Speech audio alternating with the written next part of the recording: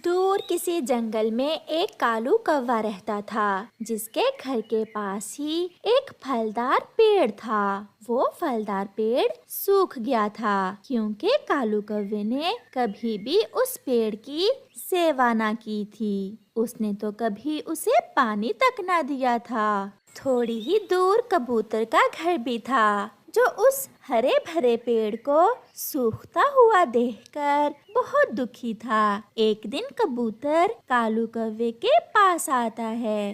कालू, आपका फलदार पेड़ तो अब सूख गया है। क्या आप इसे मुझे बेचकर कुछ पैसे लेना चाहोगे? सूखा हुआ पेड़ कालू कौवे के किस काम का था? ये कबूतर भी बड़ा पागल है, मुझसे सूखा पेड़ खरीद रहा है। हाँ हाँ, क्यों नहीं, लाओ मुझे पैसे दो और ये पेड़ तुम रख लो। आज से ही ये पेड़ तुम्हारा हुआ। फिर कबूतर कालू कौवे से वो पेड़ खरीद लेता है। कालू भी पैसे लेकर 2-4 दिन के लिए दूसरे जंगल मौज मस्ती करने निकल जाता है। अब अगर मैं इस पेड़ की अच्छे से सेवा करूं, तो ये फिर से हरा भरा हो जाएगा और फिर से मीठे मीठे फल देगा। कबूतर एक सियाने बूढ़े पक्षी के पास जाता है। चाचा जी, आप बड़े हैं, मुझे ये बताइए कि किसी सूखे हुए पेड़ को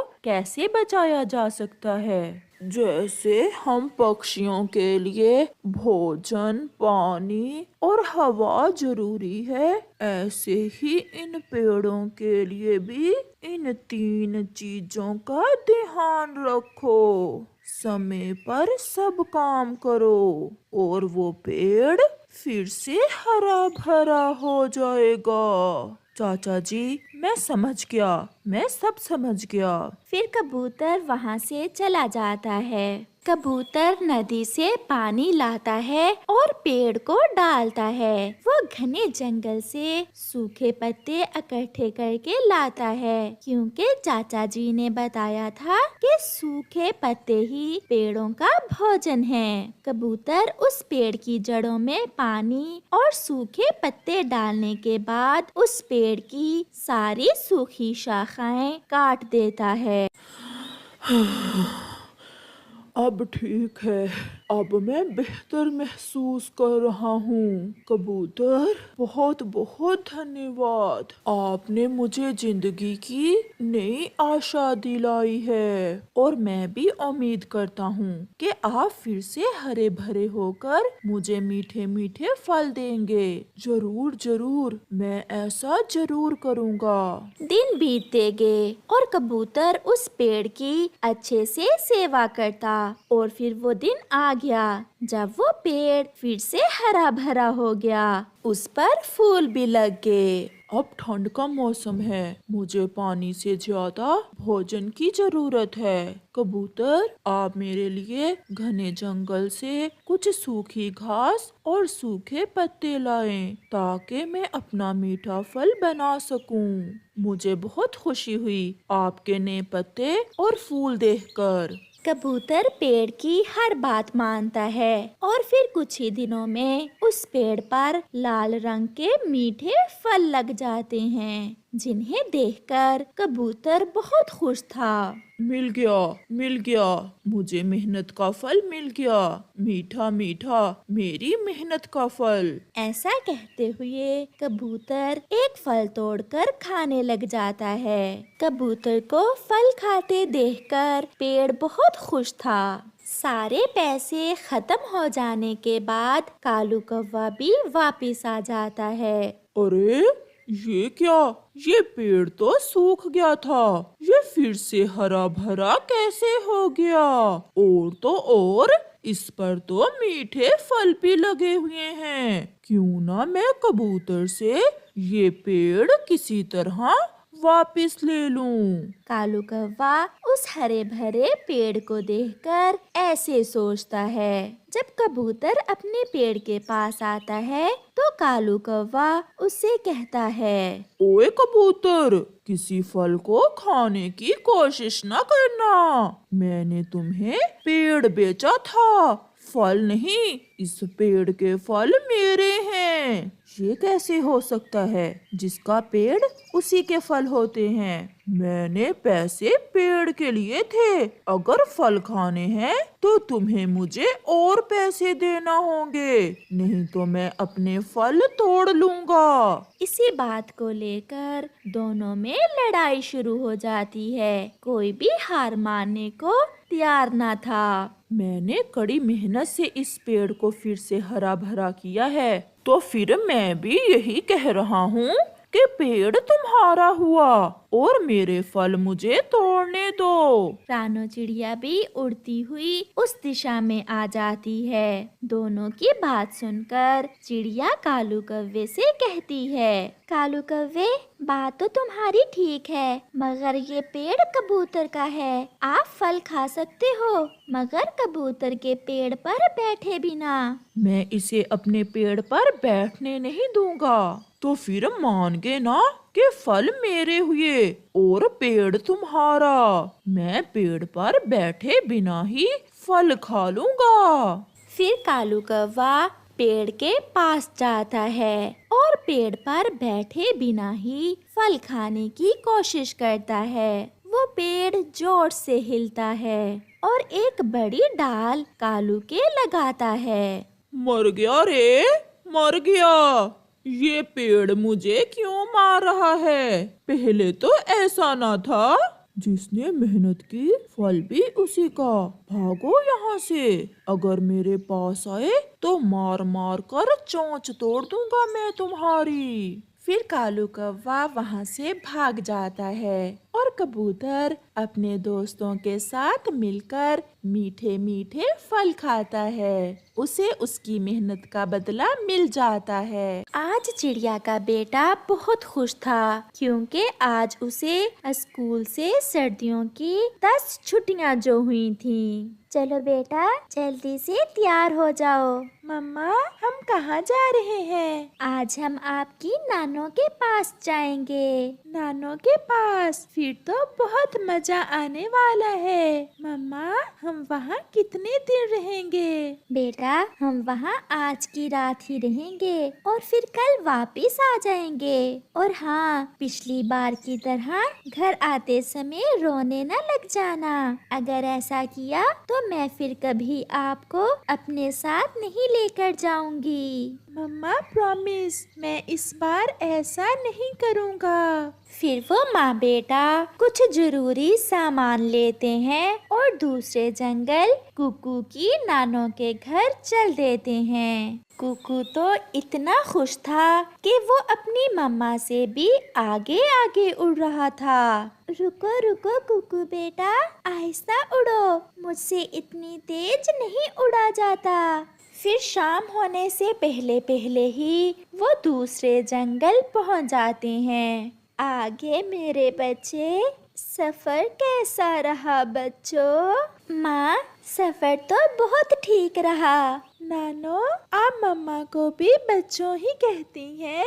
ऐसा कहते हुए कुकू हंसने लग जाता है। बच्चे कितने भी बड़े हो जाएं, बेटा वो अपने माँ बाप के लिए बच्चे ही रहते हैं। नानो, मैं अपने दोस्तों से थोड़ा खेलाऊं? नहीं कुकू बेटा, आप घर में ही रहें। जाने दो रानो, थोड़ी देर अपने दोस्तों से खेलकर आ जाएगा। मेरी नानो बहुत अच्छी है। फिर कुकू अपने दोस्तों के साथ खेलने निकल जाता है। वो सीधा कबूतर के बेटे किकी के पास जाता है। कुकू, आप कब आए? मैं अभी अभी अपनी मम्मा के साथ आया हूँ। मेरे पास 50 रुपए भी हैं। चलो किकी, हम बर्गर खाने जाते हैं। क्या आप मुझे भी बर्गर खिलाओगे? क्यों नहीं, हम दोनों दोस्त मिलकर खाएंगे। थोड़ी ही दूर वो कालू कौवे की बर्गरों वाली दुकान पर चले जाते हैं। अंकल, ये लें 20 रुपए और हमें 2 अंडे वाले बर्गर लगा दें। मिर्ची वाली चटनी भी लगाऊं क्या? हाँ हाँ, लगा दे अंकल। कुकू, अंकल कालू का मिर्ची वाला बर्गर बहुत मजे का होता है। फिर वो दोनों कालू अंकल से 2 बर्गर लेकर खा लेते हैं। चलो कुकू, मैं आपको अपनी मम्मा से मिलवाता हूँ। मम्मा आपको देखकर बहुत खुश होंगी। बर्गर खाने के बाद वो दोनों किकी के घर चले जाते हैं। छोटे बच्चे, क्या आप रानो चिड़िया के बेटे हो? हाँ आंटी, हम आज ही मेरी नानो के पास आए हैं। ये लो बेटा, ये लड्डू खा लो। फिर कुकू लूसी आंटी से लड्डू लेकर खा लेता है। थैंक्स आंटी, आपके लड्डू बहुत मजे के हैं। अपनी मम्मा के लिए भी ये लड्डू ले जाओ, मैं कल आऊंगी आपकी मम्मा से मिलने। किकी दोस्त, अब मैं जाता हूँ, हम कल मिलेंगे। फिर कुकू अपनी नानो के घर चला जाता है। कुकू बेटा, ये लड्डू कहाँ से लिया? मम्मा, ये लड्डू मेरे दोस्त किकी कबूतर की मम्मा ने दिया है। मैंने तो अपना लड्डू खा लिया था, ये उन्होंने आपके लिए भेजा है। मेरे कुकू को तो पूरा जंगल जानता है, जानेगा कैसे नहीं, जब भी आता है सारा जंगल तो घूमता है। मम्मा, एक बात कहूँ? कहो, मगर अब कल रहने की जिद ना करना, मुझे कल वापस जाकर घोंसले की मरम्मत का काम करना है।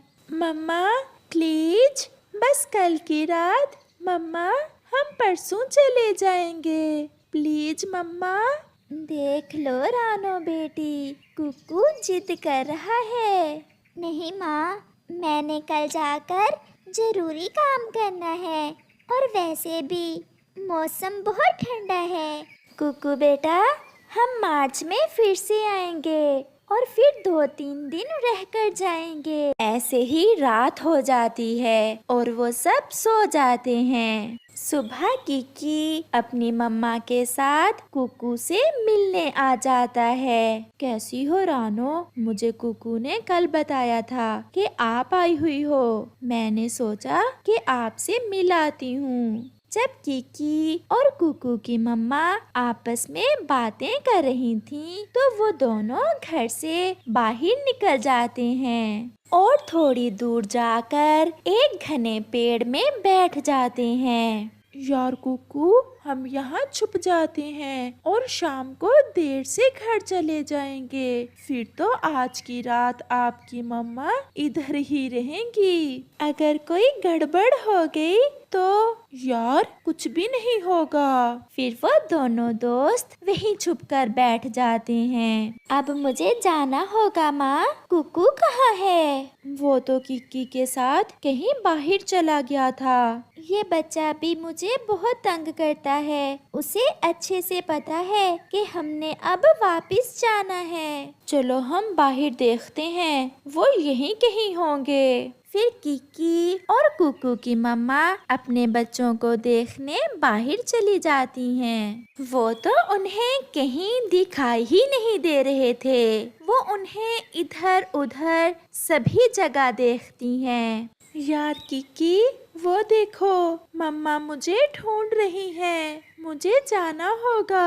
अगर मैं ना गया तो मम्मा बहुत परेशान हो जाएंगी। तो फिर क्या आप आज ही वापस चले जाओगे? हाँ दोस्त, मैं मार्च के महीने में फिर से लौट कर आऊँगा। फिर वो दोनों घने पेड़ से बाहर निकलते हैं। मैं आपको कब से ढूंढ रही हूँ बेटा, मुझे पता है आप क्यों छुप गए थे। मम्मा सॉरी, मैं अब वापस आ तो गया हूँ। ऐसे वो दोनों माँ बेटा अपने जंगल वापस उड़ते हैं। कुकू की आंखों में आंसू थे और वो बहुत उदास था। प्यारे दोस्तों, क्या आपने भी कभी ऐसा किया है जैसा कुकू ने किया? अगर किया है तो कमेंट करके जरूर बताइए।